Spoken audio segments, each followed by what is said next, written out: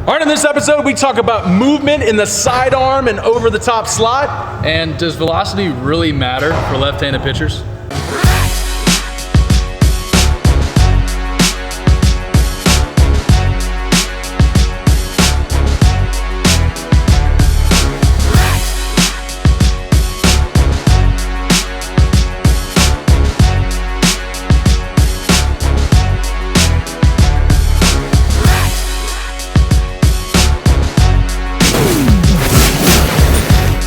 All right, Brent Porcio, Bob Wheatley here at the @Top Velocity #Pitch and Tips Show, Twitter, Facebook, Instagram, Snapchat, @Top Velocity #Pitch Tips. Ask your question, we answer it on the show. Also baseball tips. I'm coming to Houston on Friday or Saturday, the 20th. Premier Baseball The Zone for some 3X seminars. Go to topvelocity.net/Houston to sign up. I'm also going to be in Long Beach March 26th. For a 3X Velocity clinic, so you don't have to come out here. Also, come out here because we got the 3X Velocity camps. Get set up for the summer. Also have some spring training or spring ones coming right now. But get set up for the summer as soon as you can. Steven, who takes guys in here to stay for 3X training, is filling up. So try to book all that as soon as you can. And Bob's going to spring training. When do you leave? 2.5 weeks. 2.5 weeks. And you report to Florida somewhere? Jupiter? Yeah. So keep an eye on Bob Wheatley. Keep an eye on David Ardsma. All right, first question. NCJ716 asks, I throw a 2-seam and a sidearm slot. Is it easier to get movement throwing sidearm or over the top? You know, I don't like going back to my career, but I'll go back to my career. I threw sidearm after the surgery because I thought it'd be less stressful on my arm, right? I still kind of know that. Yeah, I never knew that. I did. I was throwing down here. I was trying because that was the El Duque era, man. When dudes were David Cone, they would throw here and here. So I threw over here. I thought it'd be less stress on my arm.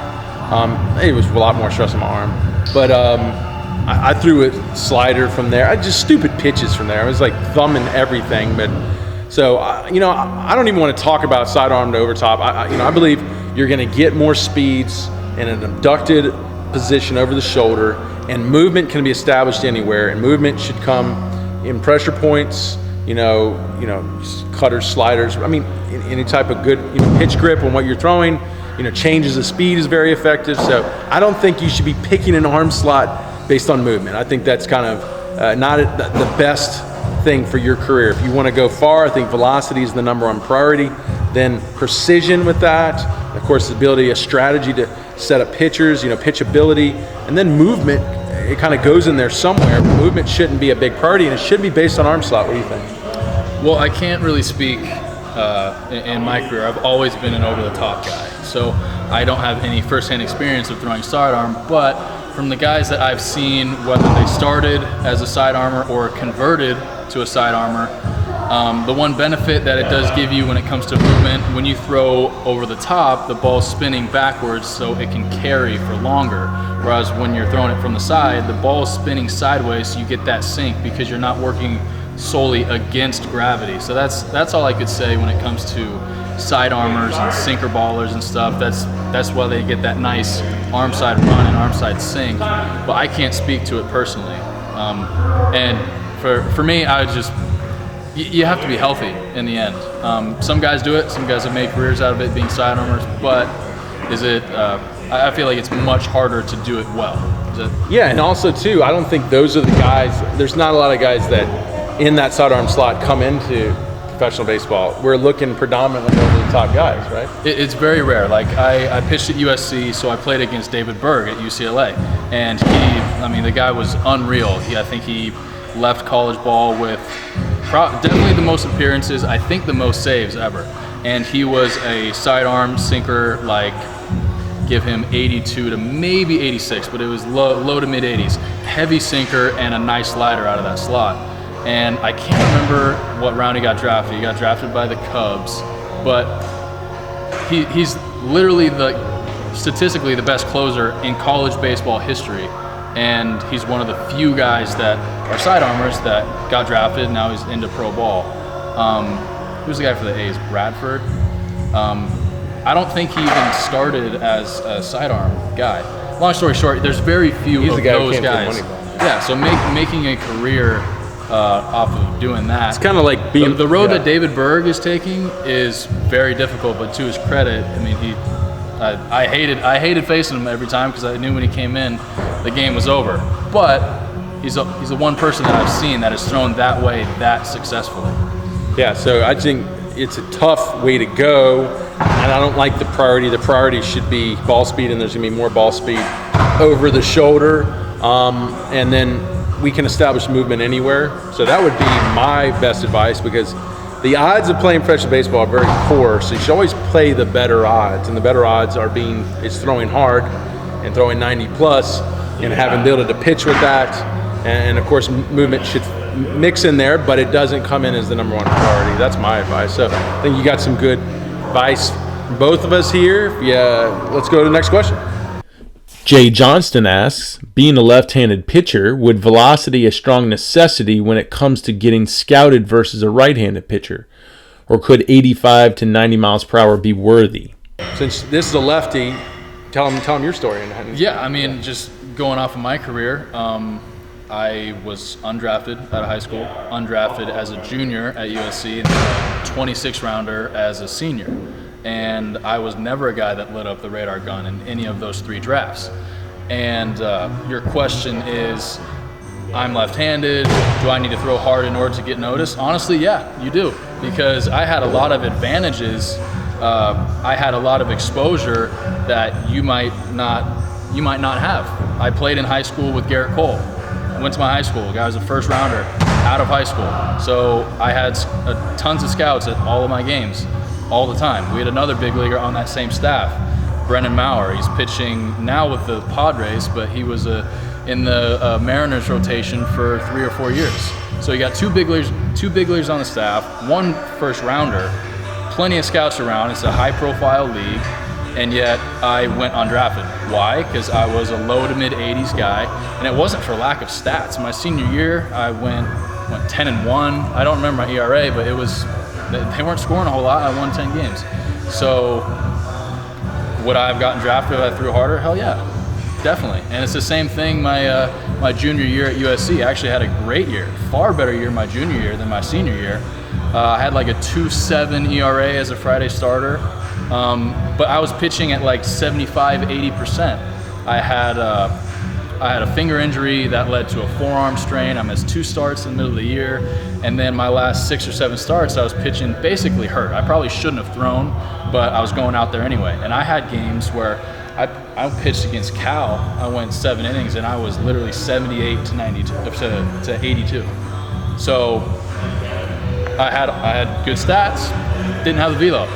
And I still had the same body. I was still 6'5" and left-handed. So it's a long answer to your question, but yeah, velo absolutely matters, absolutely, because still they draft you off of projection. So you're right. The exposure you had you had a great exposure. Yeah. You showed you had a lot of pitchability, and then they saw the projectability of you being 6'5", 200 plus. Yeah. That this guy could pick up some ball speed as he matures. Probably. Well, but to be fair, I was drafted as a senior. I'm not afraid to say it, I was paid $1,000 because I have no leverage. That's just how it works. If you're a senior sign, you have nowhere you're not to go. A first rounder, you're either going to make no money at all or $1,000. So I got $1,000, and I mean, I went undrafted as a junior. I think it was, hey, this guy 6'5" lefty, maybe we can make something out of him, but we can definitely get him for cheap. So that. You spent that $1,000 on a 3x velocity can. Yeah, no kidding. Exactly. I hope it paid off. Yeah. All right. Well, good. Well, so I think the advice is, you can take your road, but you're saying if you had more velocity, it would have been an easier road. Right? But I mean, especially today, like at every game, you're going to see scouts with guns. If velo didn't matter, they wouldn't have guns. So I think it's the easiest and truest tell of just natural ability. It'd be like, you're a wide receiver or something. Well, does my 40 time matter? I run great routes. Well, yeah, I mean, that's why they run the 40 in the combine. Right. They want to know how good of an athlete you are. So if you're a high school guy throwing 95, this guy's like, damn, like this guy's a really good athlete. Now let's teach him to pitch. If you're a guy that's sitting at 85, but you have a 0 ERA and you get all these high schoolers out, they're going to be less impressed because the physical tools that you can't coach aren't there. I think they said it same, it's the exact same thing as what he said, but I think they use velocity to set a standard, kind of like a way to weed guys out. Anyone above the line, we're going to take seriously. Anyone below, not as seriously. So I think, because I remember, every camp I went to, 85, and then all of a sudden 94, and scouts, I'm 26 years old, and scouts come up to me and go, "Where you been?" I'm like, "I've been here the whole time. You just didn't notice me because I was throwing 85, So I just think it's that meter that once you hit that, now we'll pay attention to him.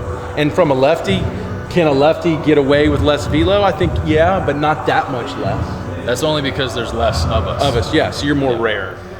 Yeah, but I mean, to answer your question again, yes, velo absolutely matters. I think ignoring it just because you're left-handed is a mistake. Don't use that as an excuse, because in the end, it is a way that you're measured against other people. And as someone that is asking a question about being scouted, you're asking, hey, how can I stand out in comparison to the other people? Whether it's you want to get drafted, get a scholarship, whatever. And the scouts are going to be looking at those numbers. And it's going to help performance-wise. I mean, because who wants to go into pro ball at 82 miles an hour? Not many people do. I mean, and tell them your experience of throwing that first year in pro ball. How fun was it throwing low to mid 80s your first year in pro ball? I felt like because I didn't have the velo to threaten hitters with, that I had to be so perfect in my command. Fastball command, off speed, like it was, I had to trick every single hitter instead of just saying like, all right, me versus you, like my best against your best, good luck. Which I find no fun. I don't think this game, pitching isn't fun unless you feel like you can challenge a hitter with speed. Yeah. And to be fair, there are guys that have success that don't pitch at high velocities. Dan Herron's doing it, Mark Burley's doing it, but there's very few of those guys in the game because, like I said, you have to be so good. You have to be so good when it comes to command, or you have ridiculous movement, you have like a special pitch, a wipeout slider, whatever that may be. It's very difficult because that is a disadvantage. When you don't have anything to threaten the hitter with, make it a lot harder on yourself. All right, good. That was a great question, a good answer from Bob. You're getting firsthand experience here. And if you have any more questions, go to Twitter, Facebook, Instagram, Snapchat, at Top Velocity, hashtag Pitch Tips. Ask your question. We answer it on the show. And come check out the 3X Velocity Camps. Come down this summer and train with us. And we'll see you on the next episode. Yeah. Holla, we them boys. Holla, we them boys.